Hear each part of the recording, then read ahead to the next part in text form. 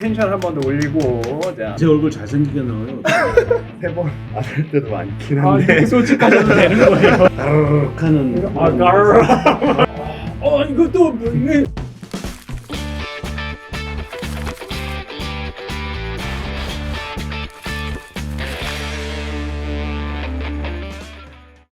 고려대학교 의료원 유튜브를 시청해주시는 시청자 여러분, 안녕하십니까? 오늘은 대망의 치과편입니다. 저희 치과에 제일 멋있으신 선생님 두 분을 모셨는데요. 각자 소개 부탁드리겠습니다. 먼저 젊은 선생님부터. 네, 안녕하세요. 치과 구강암외과 전공의 레지던트 2년차 고경수입니다. 구강아간면외과 이의석입니다. 근데 구강아간면외과라는 과가 저희한테 친숙하지는 약간 않은 것 같아요. 마치 과가 외과, 내과 이런 식으로 저희 의과대학에 나눠져 있는 것처럼 치과도 과들이 다 나눠져 있는 걸로 알고 있는데 어떤 과들이 있나요, 선생님? 일단 치과에는 11개 과가 있고요. 구강암외과가 있고 보존과, 치료과, 보철과, 그리고 교정과, 내과, 영상, 소아치과, 네, 그리고 병리과랑 예방과 이렇게 최근에 통합치의학과가 생겨서 11개. 수고하셨습니다. 11개 다 외우는 거 수고하셨습니다. 치과가 이렇게 많이 세분이 되어 있다는 거는 한마디로 치과 이렇게 엄청 많이 발전을 하고 있다는 뜻인데요. 치과대학만 왜 의과대학에서 떨어져 있나? 일반인들이 생각하기에는 치과 의사나 같은 의사자가 들어가는데 의대에서 이렇게 붙어 있어야 되는 거 아닌가 이런 생각을 많이 하게 되는데요. 선생님 생각에는 왜 떨어져 있는 것 같으세요? 옛날에 외과랑 내과 이렇게 분류돼 있을 때 이제 외과에 치과가 속해 있었는데 치과가 좀 독자적으로 따로 떨어져 나와서 발전하면서 그게 좀 고착화되지 않나. 교수님, 전공의 선생님이 맞게 말씀하신 건가요? 아니면? 의학이 점점 발전하면서 외과의 한 학문이었다가 저희들이 이렇게 발전하게 된 것 같습니다. 아니 근데 치과대학이 의과대학으로도 따로 분리되어 있는 만큼 치과대학만의 좀 재밌었던 에피소드 같은 것들도 있으셨을 것 같아요. 어떤 것들이 있으셨나요? 저희 때는 네, 지금도 라떼는 네. 마찬가지지만 서클 활동 이런 것도 대학 생활에 재미나게 네. 열심히 했던 기억이 좀 있습니다. 근데 서클 활동은 일반 대학교들도 많이 하잖아요. 치과 선생님들만의 특별한 서클 활동이 있을 만한 게 있나요? 저희들은 뭐 의과대학처럼 봉사활동도 가고 아, 치아 봉사. 네. 요즘은 잘 모르겠습니다만 저희들은 조금 잘한다. 네. 어떤 뭐 예능이든 어떤 거든 좀 잘했지 않았나. 네.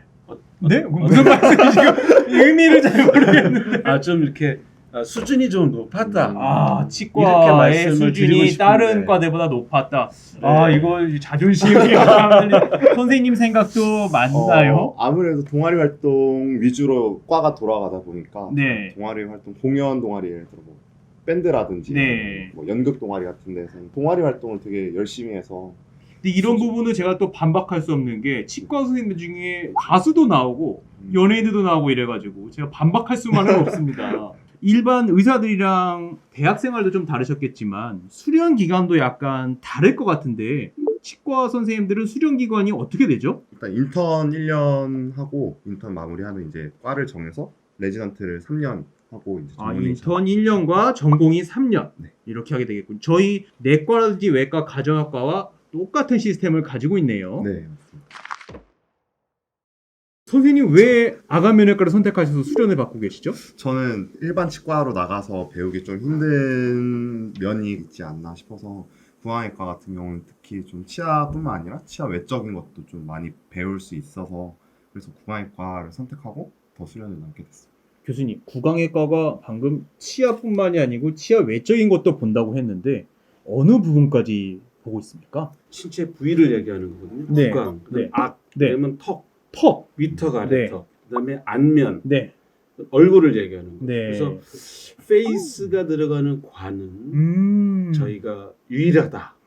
그래서 얼굴은 저희가 보는 것이 맞다.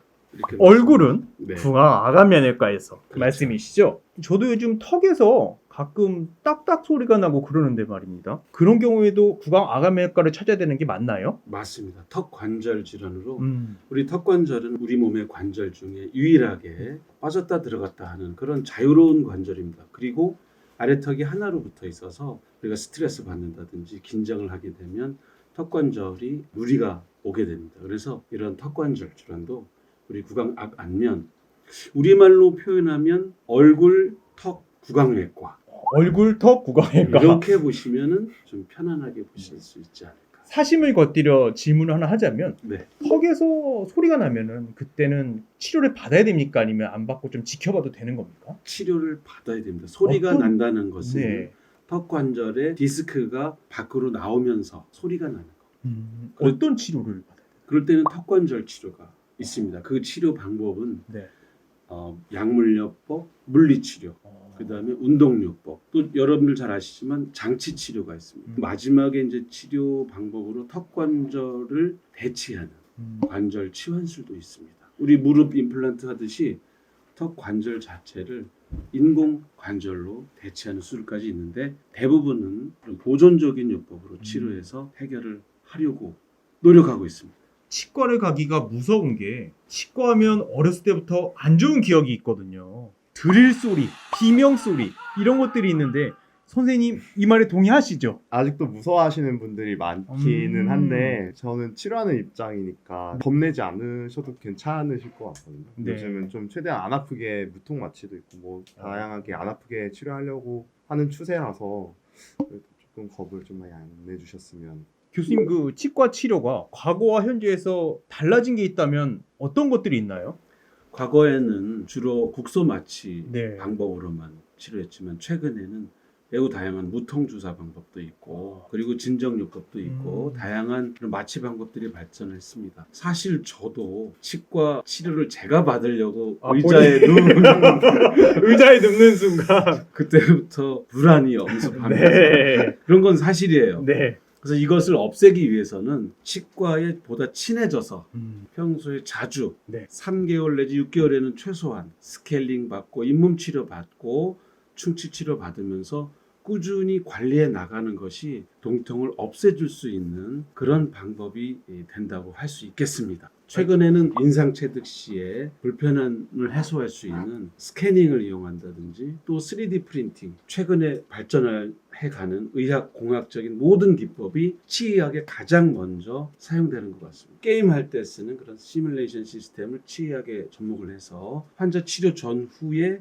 얼굴의 미용이라든지 형태, 기능 이런 것들을 미리 시뮬레이션해서 또 수술의 정밀도를 가하기 위해서 내비게이션 시스템을 이용해서 사용하고 있습니다. 치과가 엄청 빠르게 발전하고 있군요. 네, 그렇습니다. 특히 구강암면외과가 빠르게 발전하고 있는 건가요? 그렇다고만 그렇다고 말하고 싶지만 그렇게 말할 수는 사실은 없는 뭐 가장 대표적인 치과의 꽃이라고 하면 보철과, 치과 보철. 겸손까지 교수님께서 거기서는 3D 프린팅과 스캐닝을 이용한 최첨단 기능이 발달되어 있고요. 네. 또 보존과, 치아 미백 네. 치료, 그다음에 다양한 우식 치료, 또 우리 가장 아픈 게 치아 신경 치료거든요. 치아 신경 자체를 외래에서 매일 현미경을 보고 치료하고 계시는 분들이 치과 보존과 선생님 고생을 엄청 하고 계시군요. 우리 교정과에 보면 최첨단 투명 교정 아시잖아요. 그래서 투명 교정이라는 게 있나요? 그렇습니다. 치아 교정할 때 브라켓 달고 철사 달고 해서 웃을 때 보기가 안 좋지 않습니까? 그런데 최근에는 환자의 치료 계획을 모두 시뮬레이션해서 미리 장치를 만들어 놓고 그 장치를 하나씩 써가면서 사용할 수 있는 투명 교정 치료도 있습니다. 저희 과는 전통적으로 수술 위주로 가는 그런 과이지만 그런 치의학에 보면 매우 다양한 과들이 최첨단 의학공학 활용하고 있다고 말씀드릴 수가 있지요. 아니 교수님 양악 수술과 임플란트의 주된 과들이 구강외과 선생님들로 알고 있는데요. 양악 수술이 옛날에는 상당히 인기가 좋지 않았습니까? 연예인들도 많이 하고 요즘은 어떤가요? 선생님 요즘도 양악 수술 많이 하나요? 과거보다 미용에 좀 더 관심이 많이 늘어나는 추세다 보니까 맞아요. 예전- 옛날에는 치과를 치아 치료를 위해서 갔다면 요즘은 삶의 질을 올리기 위해서 가기 때문에 네, 좀 심리적인 이유로 예전에 뭐 여자분들이 성형을 많이 한다는 인식이 있었으면 요즘은 남자분들도 네. 양악하기 위해서 찾아오신 분들이 생각보다 되게 많아요. 근데 양악이 꼭 그 미용을 위해서만 하는 거는 아니잖아요. 맞습니다. 양악 수술은 얼굴의 기형, 부종규합, 치열이 안 맞다든지 이 특히 턱뼈와 얼굴의 부조화가 있을 때 수술을 통해서 교정으로 치열을 완성하고 수술을 통해서 턱뼈를 가장 심미적으로 미용적으로 맞춰주는 그런 수술이 되겠습니다. 부가적으로 또 윤곽 수술이라든지 심미적이고 미용적인 수술을 함께 하면서 식사하는 기능과 발음하는 기능, 심미적인 것을 같이 할 수 있는 그런 수술이 되겠습니다. 양악 수술 비싼가요? 네.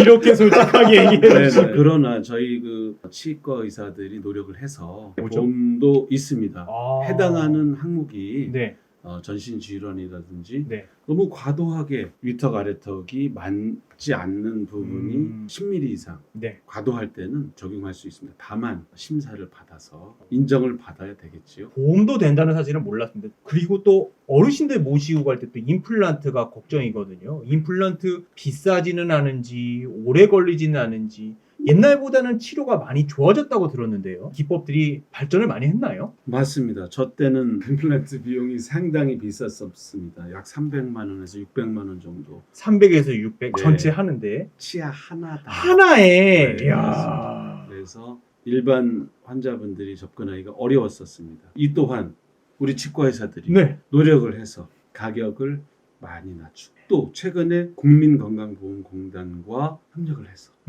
65세 이상의 분들은 보험 임플란트를 2개씩 오. 국민 누구에게나 치료를 해드리고 있습니다. 그럼 저희 시청자분들도 임플란트가 필요한 부모님이 계시다면 일단 치과 한번 모시고 가볼만 하겠군요. 맞습니다. 아무래도 치과에 있어서 제일 중요한 건 양치질 아니겠습니까? 선생님 양치질 하루 3번 하시죠? 3번 안 할 때도 많긴 아, 한데 이렇게 솔직하셔도 되는 거예요.